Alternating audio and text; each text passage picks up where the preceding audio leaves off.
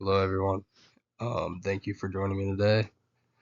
This presentation is going to pretty much explain all of the main elements and the regulations or rules for which the union pretty much organizes the campaigns.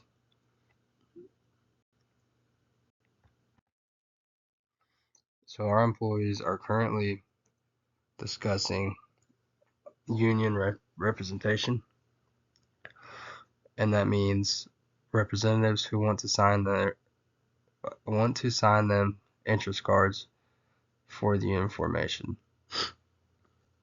This is the National Labor Relations Board, or otherwise as the NLRB. They will be taking over the process after enough employees sign on the cards.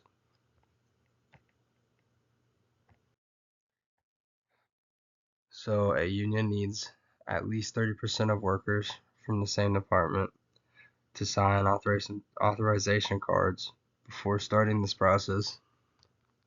The authorization cards really just indicate the employee interest in union representation, but it does not automatically give you union membership.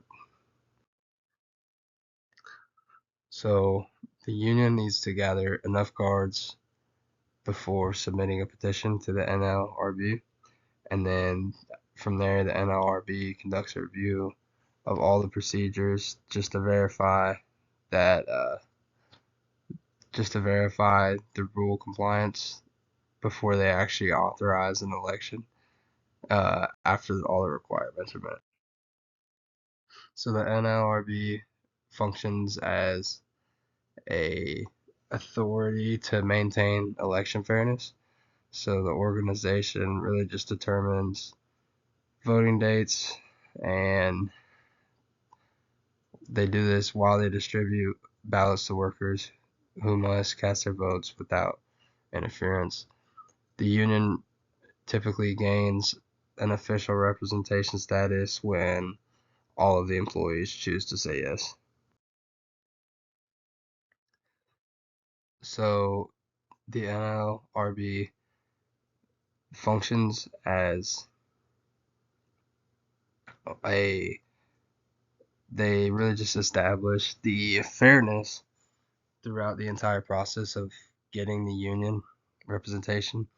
So the NLRB defends employee freedom of choice while taking action against any party that violates the labor laws. So the organization needs to adhere all of the applicable legal requirements. The organization cannot use threats or rewards to influence employees' opinions regarding union membership. The organization also must refrain from tracking or requiring any employee participation in the union activities.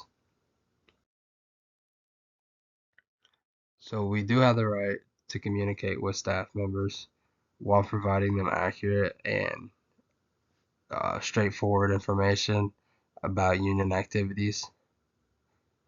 The main requirements is really just to maintain a respectful communication, just while refraining from using any form of coherence or just spreading misleading information.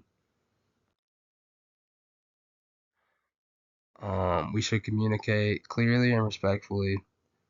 Listening is just as important as speaking, and we do want all employees to feel informed and comfortable when it comes to asking questions. So the essential points to remember are that the union needs 30% support to start the process, and the NLRB will oversee the elections, and we need to maintain legal compliance while delivering fair communication.